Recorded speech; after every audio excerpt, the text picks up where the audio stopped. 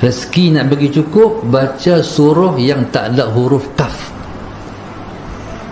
Nabi sebut laisa fihinna kafun wa fihinna kafid. Baca 3 huruf yang tak ada huruf kaf. Nabi kata dalam tiga surah ni tak ada huruf kaf. Siapa baca 3 surah ni kafid, cukup. Allahumma salli ala sayyidina Muhammad. Surah apa? Wal asri, li ila fi Quraisy, dengan qul a'udzu birabbil falaq.